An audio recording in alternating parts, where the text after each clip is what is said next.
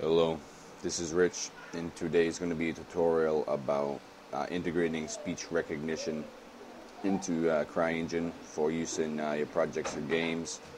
It's not going to take that long. It's actually pretty simple to do so. So the first thing you're going to want to do is go to, it's a tutorial, by the way. It's going to be going to the Microsoft.com website to download the SAPI Speech API 5.1.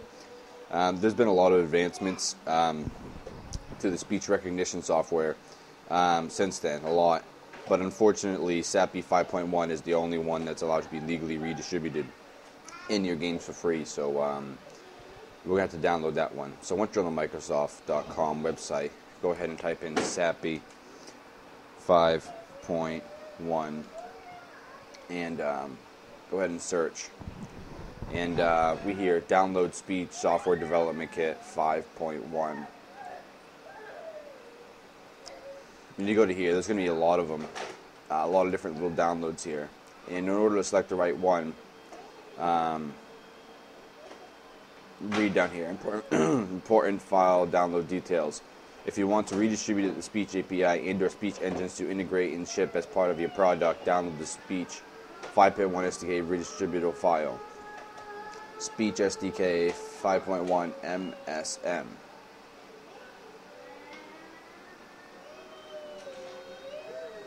If you want to download sample code, documentation, SAPI, and US English speech engines for development purposes, download the Speech SDK 5.1. So, the one we actually want is this one right here, Speech SDK 51.exe. There's 68 megabytes. Go ahead and download it. I'm going to download it here myself, just to make sure it's the right one. Because there's one of them, I think it's the 131 megabyte one, does not, I don't know, it just extracts to some weird files that you can't even extract, so I don't know what that is.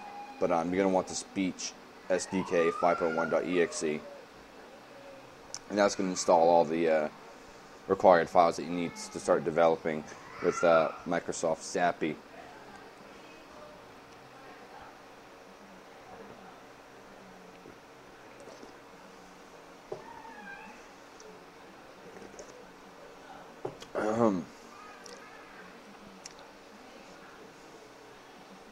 Okay, once that's done,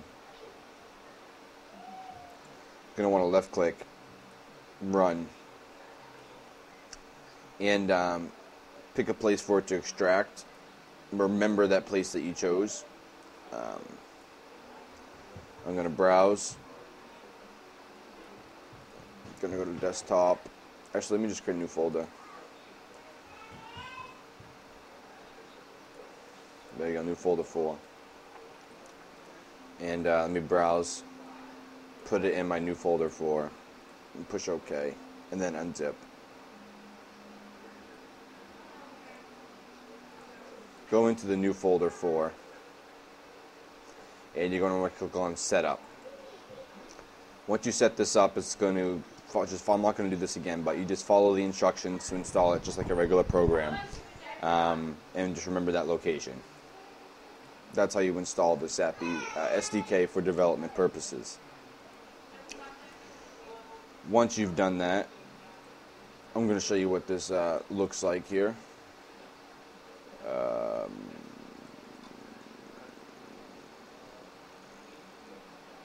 Program files x86, have a 64-bit system, and Microsoft Speech SDK. You're going to have these files here. There's a bin, which is very important. You're going to be using the grammar compiler, that's for sure. And these are just the bins that they have. And then there's docs. And this is all the stuff basically that you need. So once you got that installed,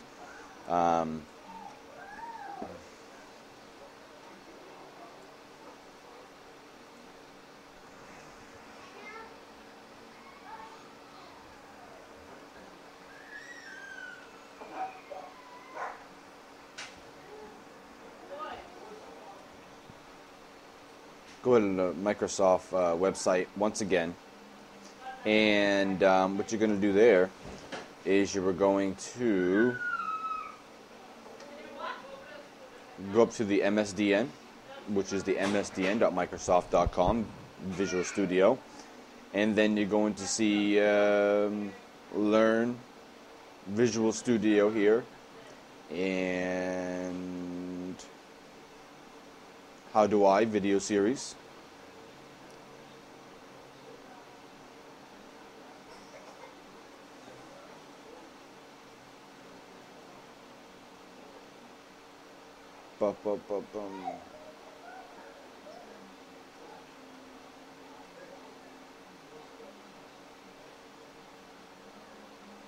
Huh.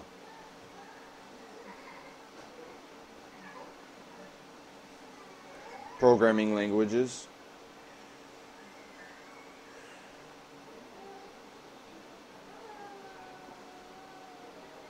Huh, not the right place. Hold on, guys.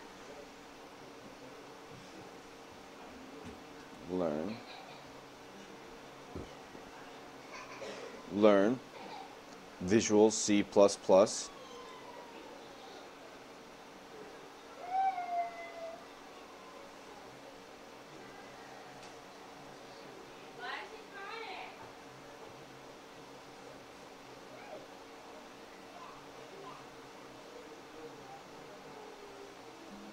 Very interesting. Let's go ahead and search again. L-E-A, learn.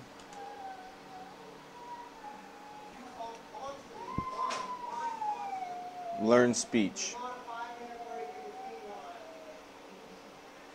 And you're going to see here, get started with speech recognition. Hopefully this is the place here. And yeah. Now, this is the same video tutorial that I used. It's 18 minutes long. This is part 1 here. Okay? This is part 1. Go ahead and watch it. It's going to teach. In this video, we learned how to do speech recognition in the applications of the Visual C++. Speech is a fairly big topic, and you just watch this tutorial. After you're done, go ahead. Go to Visual C++ again, and you're going to see speech. How do I get started with speech recognition? That's the first one. And then how do I use speech recognition in applications? Once you've done these 2 tutorials, you should be ready to go on to my tutorial. So I highly recommend you watch this tutorial here and this tutorial here, and that will give you a very good basis on how to do it in my video. Okay.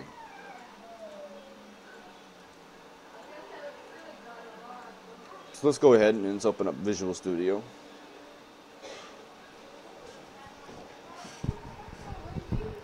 Once we're in Visual Studio, I'm going to open up my Cryengine project. And like I said, this is going to be relatively quick, guys. It's pretty easy. Now that we got that open,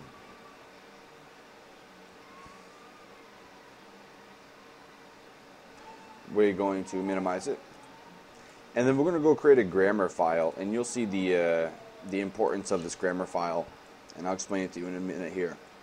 So what you want to do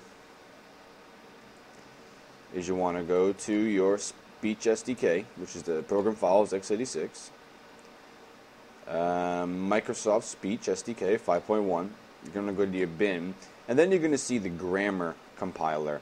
.exe, gram compiler. Go ahead and double click that. And this is where you program your grammar. Okay, I'm going to open up my already existing one, so I'm going to go to open. And I'm going to open up my RTS game. And these are XML files that that you create here. So what this is here, and these are XML files. You could have gone to File New in order to create a new XML for you.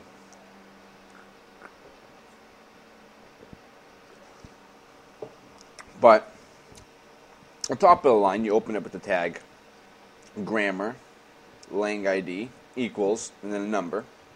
and then you close it with the closing grammar tag.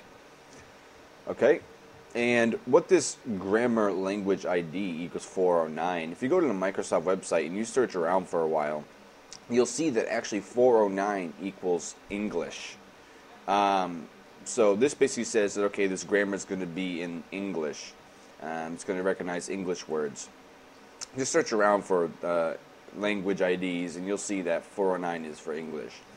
Next, you're going to want to have a rule name right below that. And you can give it any name you want. Rule name equals blah, blah, blah. You can name it anything you want here. ID equals 139. Again, you can name this, and you can put any number you want here. No matter what, you can put any number. And then you're going to want top level equals, and you want to set this grammar file as active. And then you obviously close it with that rule. Inside here, you want an L, and then the closing L. And what this L means, it's a list, and this closes the list. And anything in between the opening L and closing L, that would be a list. A list of what? Well, just a list of words. Okay. Below the L, you're going to want a P, which means phrase, opening, and then a word you want, and then a closing P to end the phrase. Opening P, closing P for the phrase. Opening P, closing P for the phrase. Opening P, closing P for the phrase. So what I have here in total, this I created a grammar file, and a grammar file says, hey, we're not going to be recognizing every word in a dictionary. We just only want to pay attention to and recognize a select amount of words, and you can have as many words as you want. Currently, my Cryengine will not recognize, or speech recognition in Cryengine will not recognize any other word besides select, go to destination, stop, and continue. And that's what you do here in the grammar file. You basically set up rules, words to listen to, how words are combined to make new words. But today we're just basically talking about making single words that, when heard, call a certain function to do something in the game. So you start this open. Again, you want the grammar language ID to be whatever language you want it to recognize. Currently there's only English and Japanese, I think, in this 5.1. Then you put the rule name, and you make the name, any name you want. You want an ID, whatever ID you want. Top level equals active. You want to set it as active. Then you go ahead and make a list of all your words. P means, okay, we're going to start one of the words, we're going to close one of the words. So on, and so on, and so on. You would just keep adding. If I wanted to add another word, if I wanted to add another word,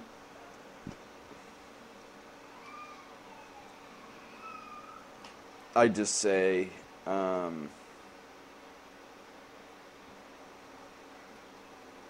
run, just like that. Just like that. And what would happen here is it would listen now for the word run.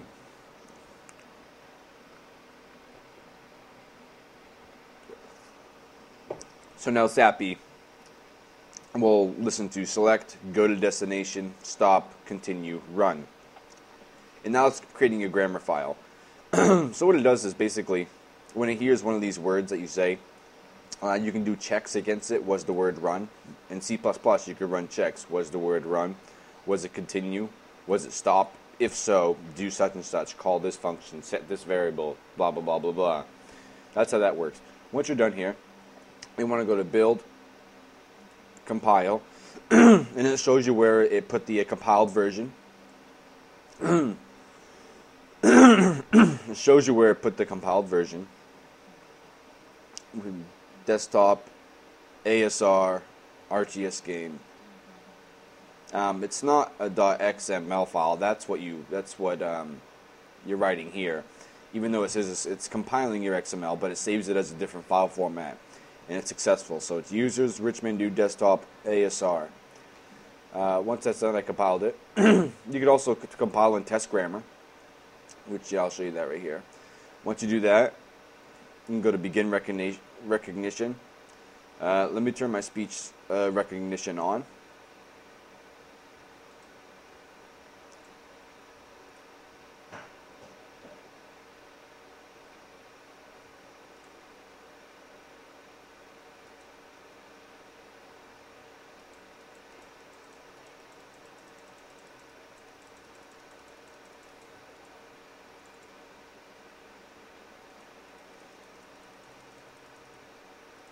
Huh.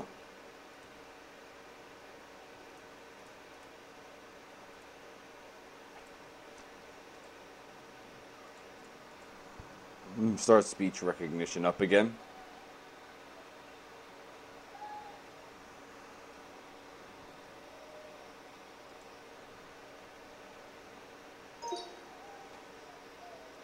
Tools, compiling.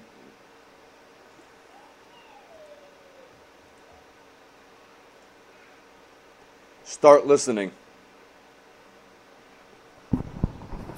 Start listening.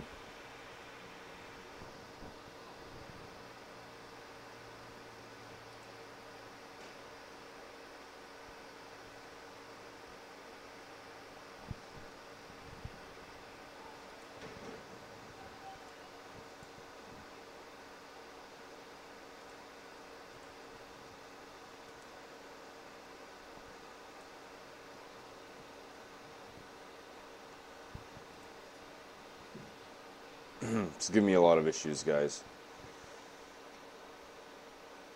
I think it's because I'm trying to record and do this. It was giving me issues last video too. You gotta be kidding me.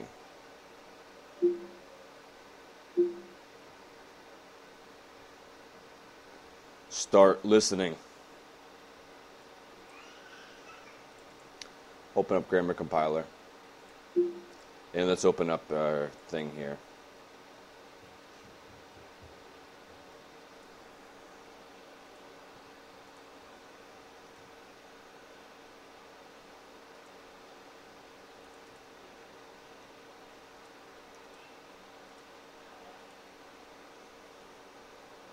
Go ahead and click Begin Recognition. Run. So it went ahead and it said, okay, I detected the word run. If it doesn't detect what you're saying, it says unrecognized. But since we have run in here, it's going to detect it. Ready? Run.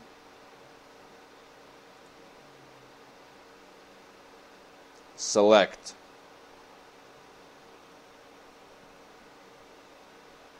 Go to destination.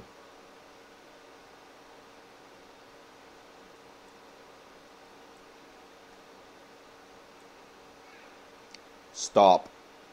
Continue. Run. See, run was a new one. So that's basically how you test if it worked or not. Stop listening. So once you compile it, there we go. So it put a desktop ASR. You have to build this grammar file. It's important. ASR.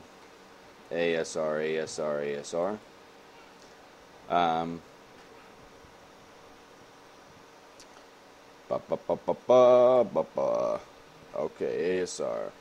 Here we go. It compiles as the same name, but a CFG. That's what it compiles as, is a CFG. Okay, remember where this location is, because you're going to need to know. Very important. Once you've got that grammar file all done, all complete here, now we can go back into this here.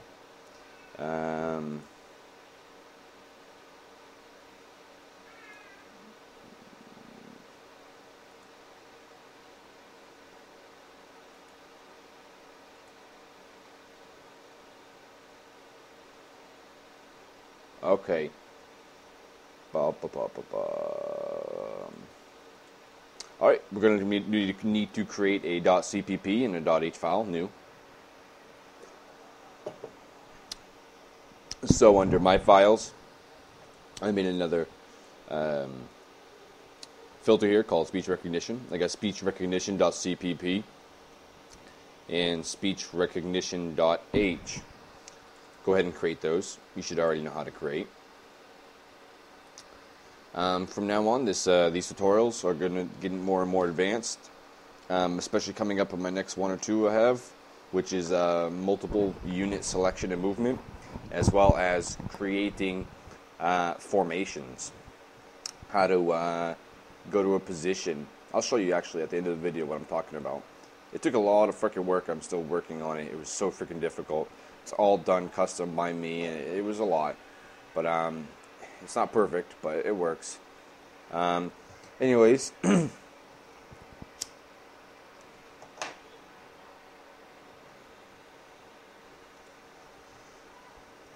we have speech recognition.h, which is my new file.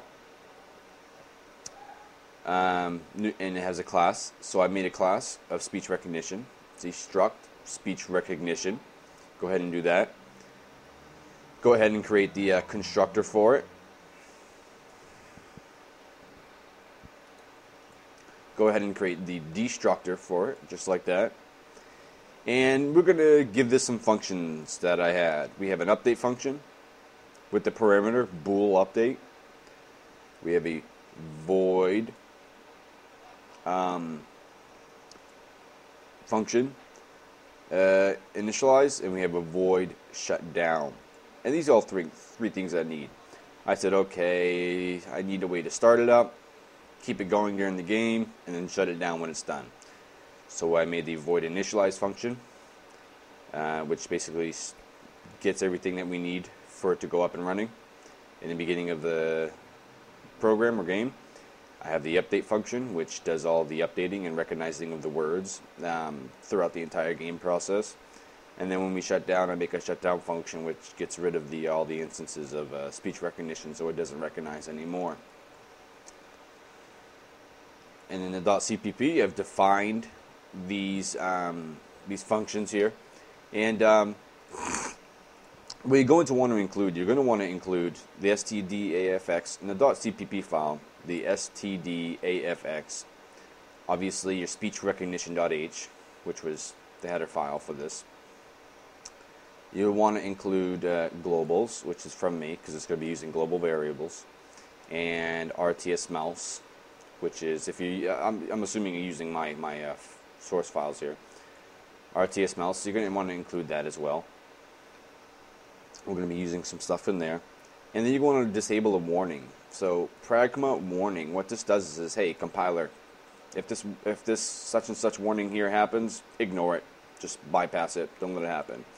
So pragma warning, disable, and then the warning you want to disable. Each warning has an identifier as a number.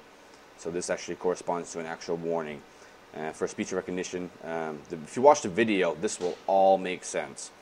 So please watch that previous video on the 2 speech recognition by that Microsoft guy. This will make total sense to you.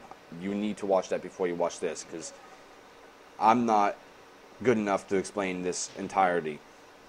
All I did was I copied and pasted the stuff from his video. Actually, I downloaded his source code. If you look on the video, if you go down to the source code, I downloaded it. Once I downloaded it, I actually broke bits and pieces of that of the source code they let you download, bits and pieces, and I put it in my own functions in my own class so I can integrate it into Cryengine, because there's a certain way I had to do that, and I had to make a class of it and everything. But this is basically all copied and pasted, so if you don't understand it, watch the video of the guy from Microsoft. It'll make total sense.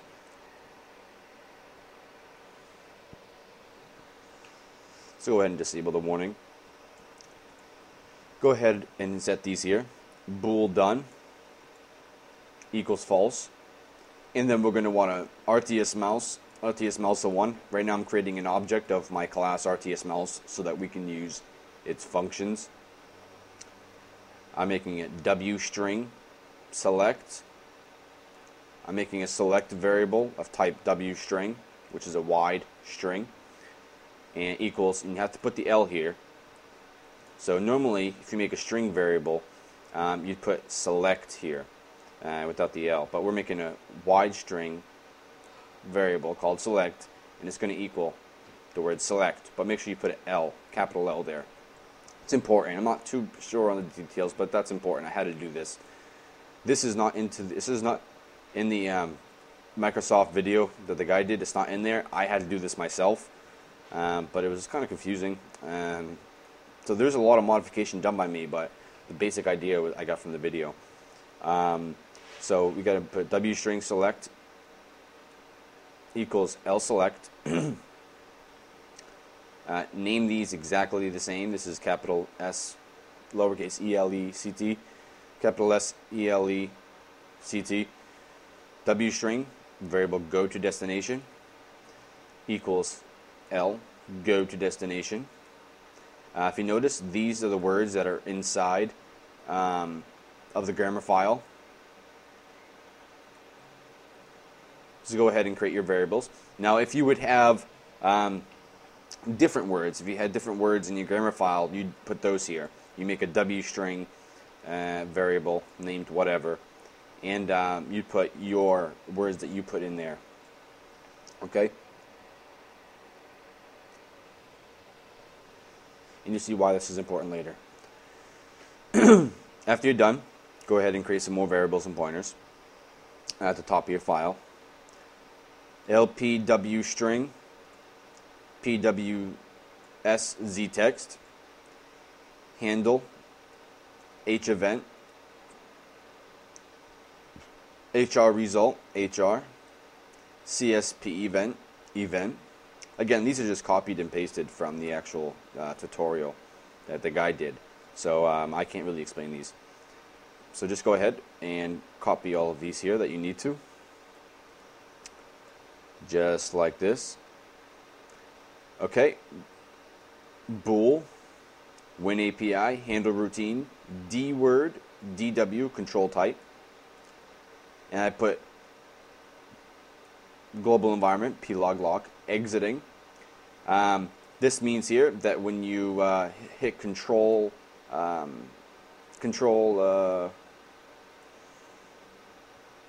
C, it's going to cancel the speech recognition. And see, this is a Win API handle routine control type. And what this means is when you press Control T, this function is automatic. Control C, this function is automatically run by Windows because it detected you put a Control and then C. So then it goes ahead and runs this function, and it says, okay, we're exiting, and done equals true. So during the update here, it checks. During the update here, it checks. Are we done or not? Are we done or not? And once this equals true, because you press Control C, it's going to say, okay, done equals true, so we're done. So it stops the speech recognition.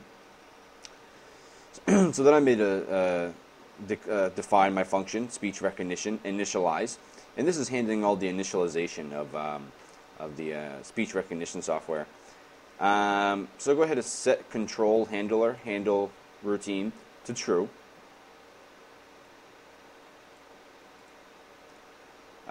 Capital T, capital R, capital U, capital E. And then log out. Speak phrases defined in the grammar being tested. Press Control C to quit. Co-initialize 0. And then you go ahead and you assign the values to your previous defined variables. This H result here. CPEngine dot co-create instance, CLSID, SP shared recognizer, because we're going to be using the shared recognizer for recognition.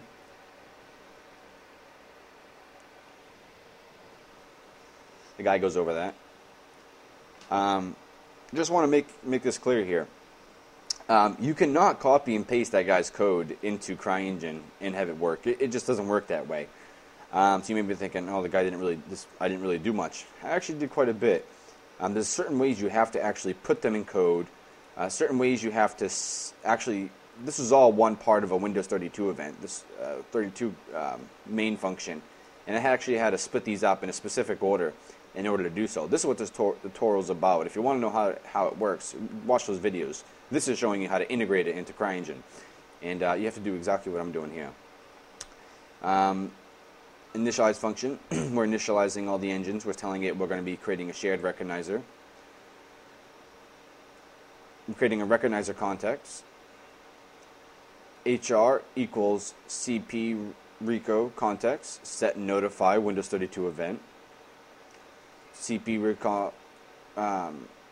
recognizer context, get notify event handle, that equals H event. All events equals speech recognition and false recognition. What all events is equals this. The first parameter here, meaning we're only going to be wanting to worrying just because the speech recognition software, when you speak, it has a whole bunch of different events. It has, did I recognize what he said? What words did he say? Blah, blah, blah, blah, blah.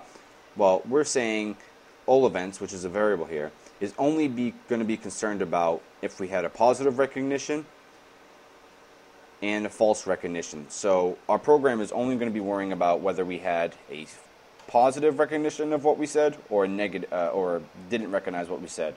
Those are the only two events that we're looking for. We're only worried about, it's like a mask saying, don't worry about anything else. Only worry about if we had a positive recognition or a negative recognition. And then this is where we say, okay, set interest. This is where we say, okay, go ahead and do it. Only worry about such and such. Only worry about this recognition or false recognition. HR, recognition context, create grammar. We're going to go ahead and we're going to create a grammar saying, okay, we want to use our grammar file that we created, so we'll go ahead and create a grammar object. This creates the grammar object saying we're creating a space for it, basically. Space to hold that grammar object. And you're going to want a 1, which is the grammar ID. 1 could be anything you want. I just put 1 here. And then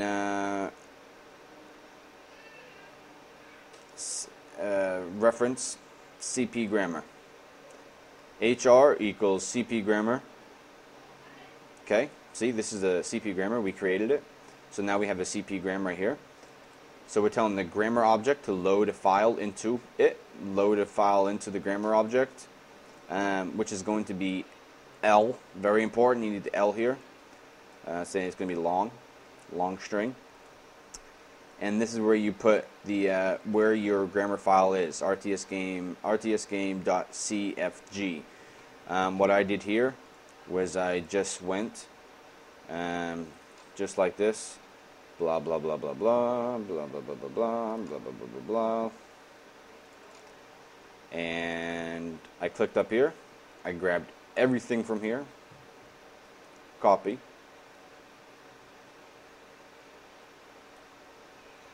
It's not the right directory, by the way.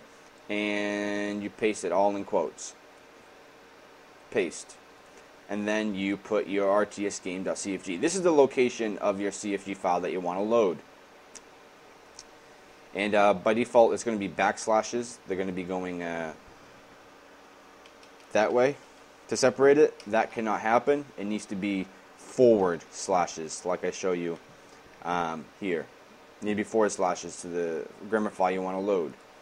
And you want the SPLO static, meaning it's a static grammar file. It's not going to be dynamically changed throughout it. Because we're loading a grammar file with specific words, it's going to be static because we've already defined the words. It's not going to be dynamic, meaning the program's not going to create different words on the fly, which you can. Speech recognition does allow you to create words on the fly that it can recognize. But we're not doing that. We're just creating, we're already using a pre-existing file because we only want to recognize those words.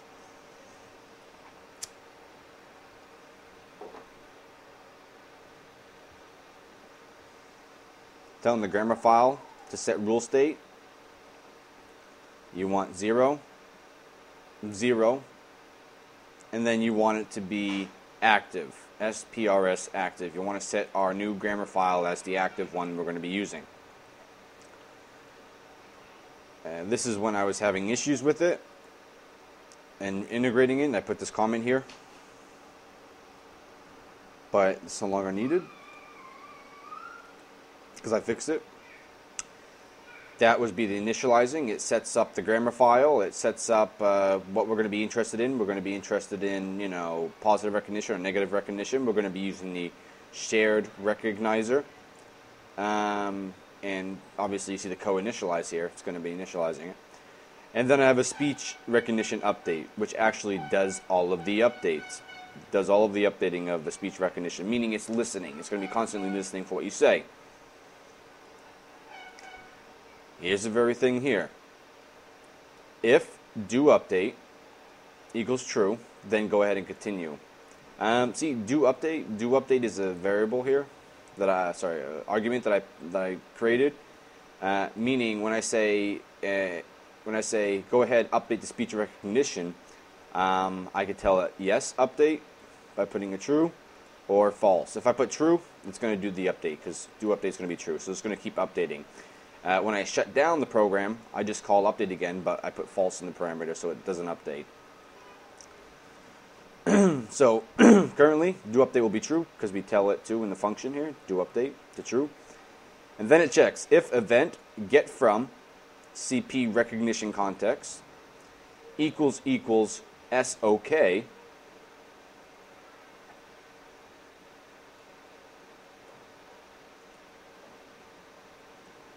Meaning, did we hear something? Did we hear something from the microphone? Was something heard? Did we hear anything? Yes, we did. Yes, we heard it. Go ahead and continue. If event.event ID equals SPEI false recognition, then go ahead and log out to the console no recognition. See, SPEI false recognition, meaning it didn't recognize what we said. How do we know what it doesn't recognize what we said? If we said anything besides what was in that grammar file, because we told it to load, only listen for the grammar. That's what we did up here. We told it to only listen to the grammar. So is it false recognition? Is the event that it heard false recognition? Did it not understand? If it is, then go ahead and say no recognition. Log out to the console, no recognition. But if the event ID is anything else but false recognition, meaning the only possible explanation other than that is if it's a positive explanation, then else. Do this. Phrase equals event dot recognition result. This is saying this phrase here is getting basically what it thought we heard, or what it heard is a variable. Event dot recognition result. That's what it thought we heard. And we put that variable in a variable called phrase. So it's going to hold basically the text.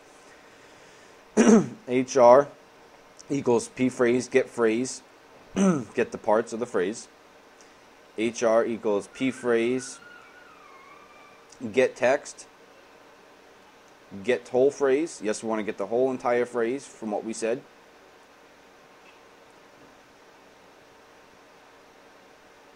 Get whole phrase again. Use text replacements. You want it to be false.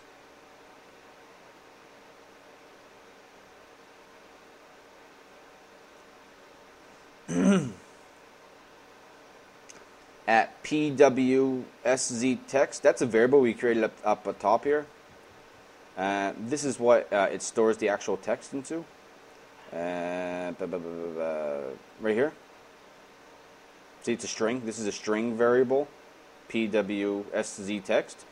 So what this does is, after it put the recognizer's results in phrase, it then gets the parts from phrase and puts in HR, and then it gets the actual text from it, the actual text from what we said, and then it stores it. This parameter here stores it into a variable, our actual text in the variable called PWSZ text here, and you put a 0 at the end. Then we log out. Using the log function here. Percentage LS means long string, and then the first parameter would be copied into the long string here, and PWSZ text. What was it? Well, if we said select, then it would output select. If we said go to destination, it would put go to destination. That's how that works here. So this parameter here stores what the actual recognizer thought we said into a variable here. And then we just print out that variable to the console. We said select or go to destination. And then we check. If PWSZ text, remember that's a text that holds the what we said, equals select. So if PWSZ text equals select, and what does select equal? We created a variable up here. Select equals select. So if the recognizer thought we said select, and it's the same as select, then we execute a function. We RTS mouse dot get entity ID under mouse and put it into a variable mouse entity ID. So if we said the word select, it goes ahead and it gets the entity ID into the mouse and puts it into a variable. And then RTS mouse01 dot store entity ID under mouse ID. This will put the entity ID into a global variable. Said select equals true. We want to make said select to be true. If PWSZ text equals go to destination, what did our go to destination variable equal? Go to destination equals go to destination. So if the grammar, if the speech recognition thought that we said, because this holds a text, speech recognition thought we said go to destination, it goes ahead and does this. It gets the right-click 3D mouse position from our RTS mouse class. And then it puts it into a vector 3 mouse 3D position. And then I go ahead and I store that right-click 3D position into a global variable so that we can use it. And then said go to destination equals true.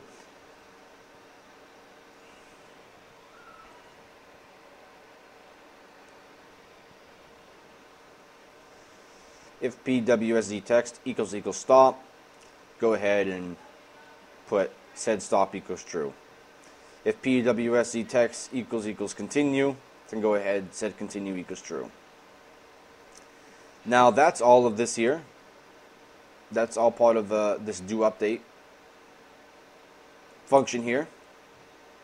So what happens if after I say, okay, we're done updating, we don't want to listen for any text of the person, words that the person says, we go ahead and pass the update function with false. So when it gets to this line, it says, okay, we're not going to update, so we're going to skip all of this. And then we're going to go cotask memfree pparts, which is releasing the grammar file. And then cotask memfree pwsz text, releasing the memory that we store the text into, which basically gets rid of all the memory that we allocated. That's how we shut it down. That's all you have to do, guys. Very, very simple. And that's, like I said, it's a short tutorial. Now I got to show you how to call it, because again, you can define all you want, but it ain't going to do it unless you call it. So we're going to go over how to call it.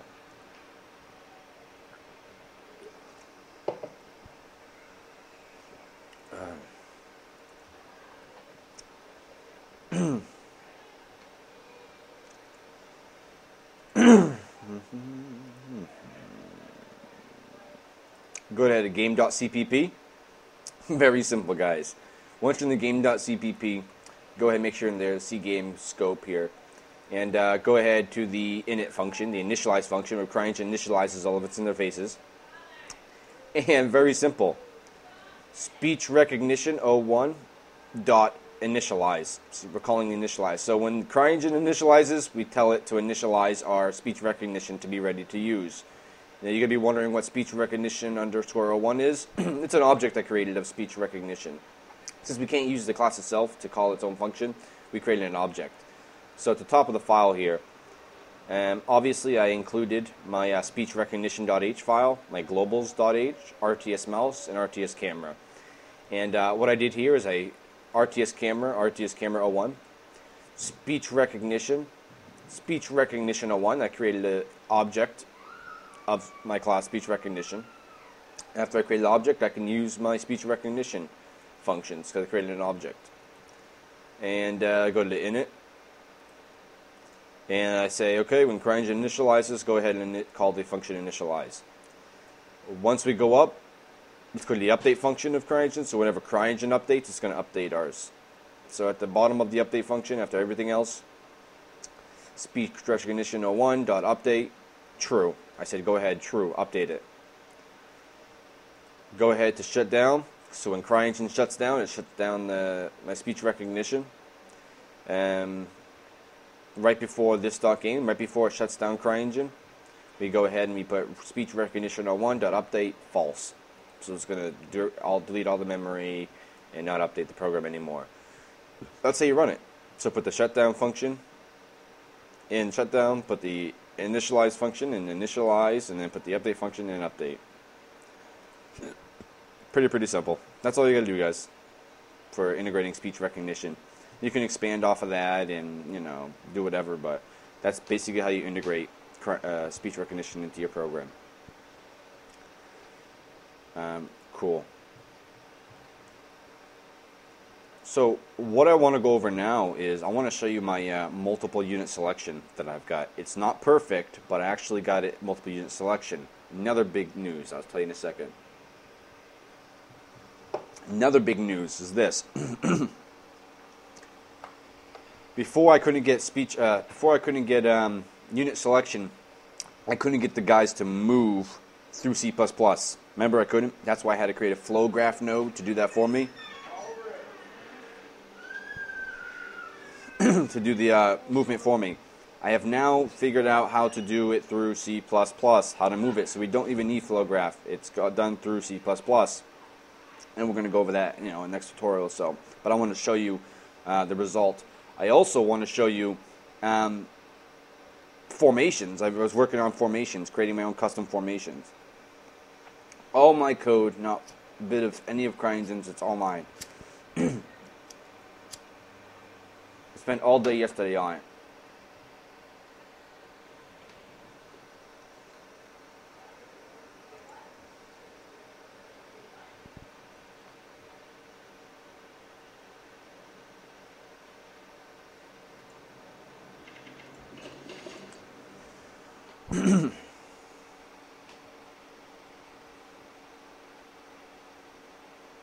Oh, stupid motherfucker.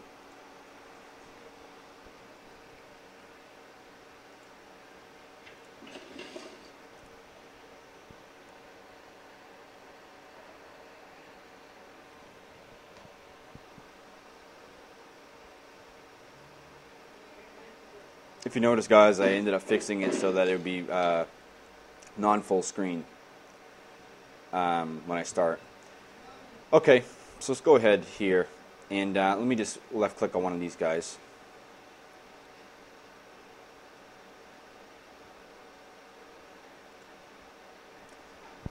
Left mouse button was pressed, left mouse button was released. Bounding box start. That's for multiple unit selection. I was testing on bounding box start, bounding box end. This is for multiple unit selection. I was testing where my start and end lines were.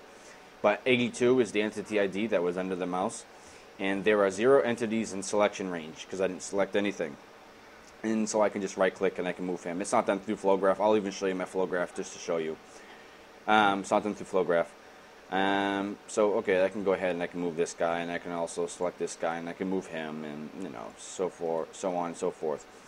Okay, so let me actually go ahead and select all of these guys here, and let me go into here. I have 0. There was no entity under the mouse when I clicked. Bounding box start position, bounding box end position. There are 20 entities in selection range, so I got all the entities that were inside that selection range. And there are 20 elements in the selection array. I created a dynamic array. Actually, it's not an array, it's a vector, because arrays have to be set defined. So I basically wanted a way to have unlimited selection. So I created a vector that will dynamically add elements to the array. So whatever you have selected, it's going to make an array that big, and store all their entity IDs as well as how many into it. Once I've done that, and this one thing that really pisses me off, I hope somebody can help me out with this. It's really pissing me off. But anyways, I'll tell you in a second. Let me just right-click on here. Now I right-click on there. You think, okay, they're all going to go to the same position. I just right-clicked. False. Because of my formation, watch what happens. And look at them, though. They're all colliding. They can't even navigate to their own fucking spot. I'm so pissed with this, man. Look at this. They're just like all huddling around. Look at this. It's ridiculous. It's fucking ridiculous. I'm so pissed. If anybody knows how to fix this, how to make them stop avoiding each other, even if they walk through each other, I don't give a crap. But stop trying to navigate around people because it's causing a huge ass an issue, man.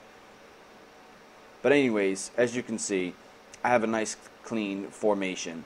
I clicked on one spot and they automatically went to the formation. Let me go ahead and select everybody again and then move them over here.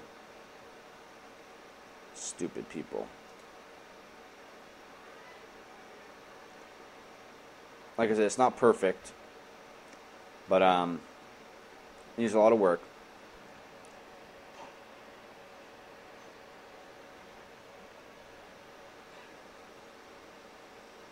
See what I'm talking about? This guy won't go to where he's supposed to be because the navigation sucks. When there's more than one person, they don't fucking go around each other. That pisses me off. Let me just take these guys here. 8 entities in selection range.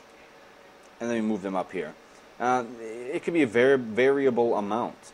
And they'll all create a formation. Look at this. Look at this. Don't be stupid. This guy won't even go to where he... See? I swear to God, these guys are freaking stupid. They're not going to where they're going. And he's still trying to get there because he's stuck in the thing here. Look, he's still trying to move because he can't navigate. It's bullshit. Let me take them all again. And then we right-click up here. And let's see what happens. Look, at this guy's trying to move. He can't move anywhere. Like I said, the navigation fucking sucks. I'm so pissed. Come on, this guy, look at...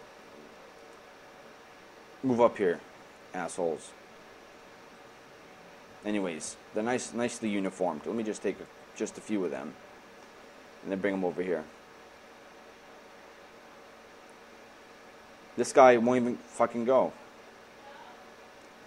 Anyways, they're nice and neat. They line up in a nice, organized, neat fashion by clicking in one place.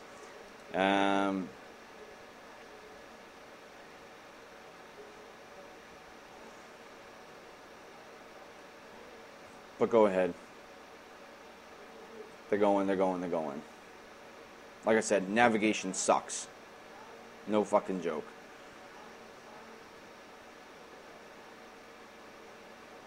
There we go. Pretty cool. I think it's, in my opinion, very impressive to click on one spot and have them go nice and neat. And if you look, they are actually evenly spaced.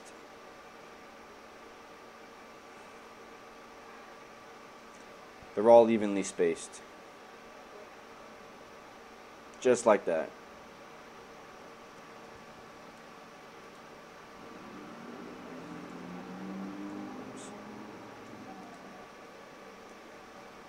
But yeah, pretty cool in my opinion.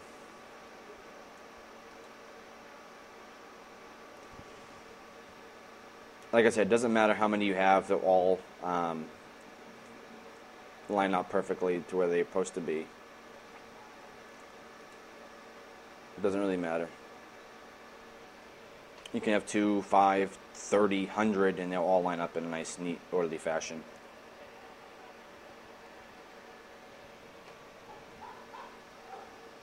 If anybody knows how to stop AI from trying to navigate around other AI, please let me know. I cannot for the life of me. Look at this guy. He's not going where he's supposed to go because of the fucking navigation. Please, somebody help.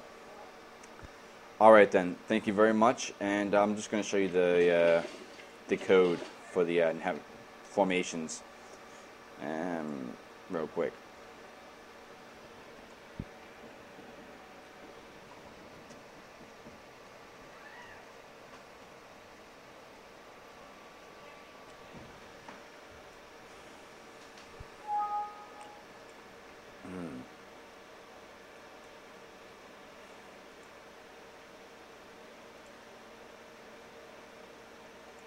I created a RTS formation.cpp and RTS formation.h. Created a class formation system. I created a function create formation which takes parameters. It takes grid slots. How many? Because what happens when I right click, it actually creates a grid, a virtual grid, x and y coordinates, a virtual grid. Actually, it's x, y, and z coordinates, but it creates a grid. If I say create formation with 10, I could bring 10. It's going to create 10 grid slots to hold 10 people, meaning it's going to create 10 vector 3 positions somewhere. Grid seed is where do you want to start the position. So when I right click, it gets a 3D position of where I'm right clicking, and I send that, the 3D position where I right click, as the grid seed. So that's going to be the starting position of the formation, and then if there's 10 grid slots, then it's going to create 10 slots starting where I right clicked.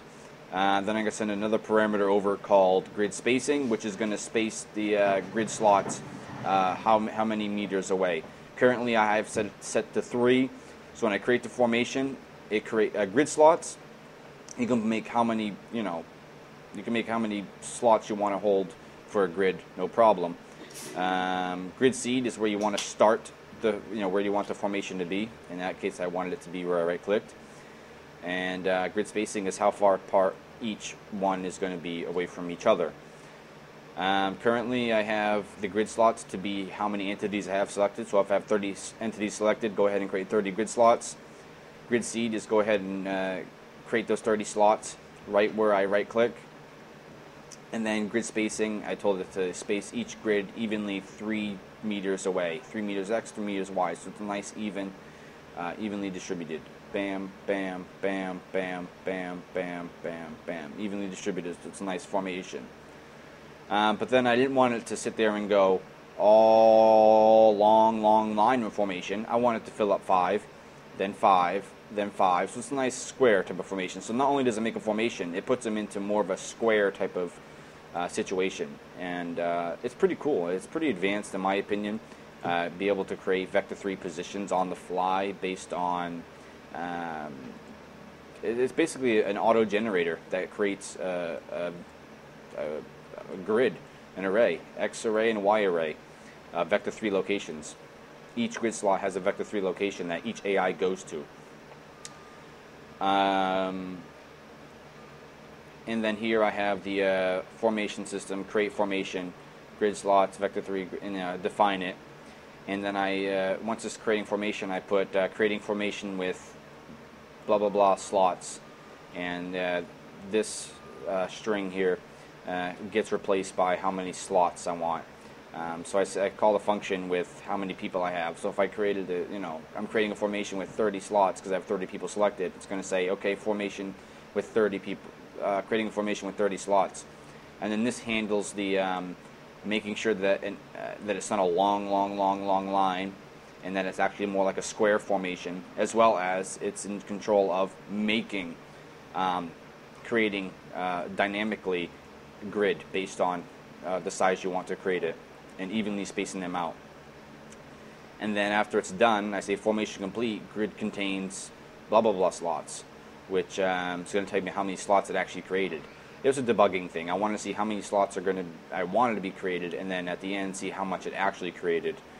And it does. It creates the exact amount I need, so that works perfectly. But yeah, I'll show you the C++ code for getting them to move, because I'm not using FlowGraph anymore. So I'm going to show you the code for that.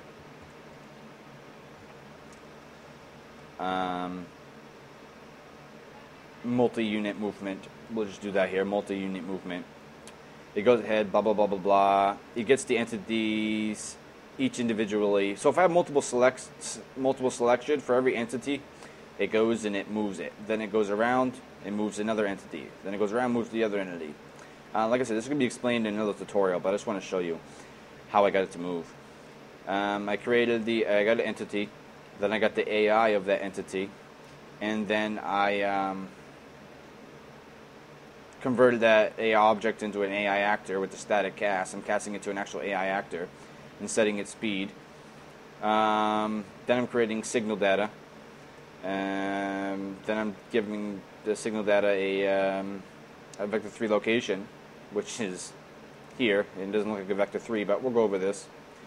And then a static cast again, I'm converting an AI object to AI actor, set signal, and action go to. So it's going to use AI signal is going to be go to, and this is the sender who's saying I want to do the action, and this is the EXD, which is the position you want him to go to. See, EXD point is a vector 3 position, so he's going to go to that position.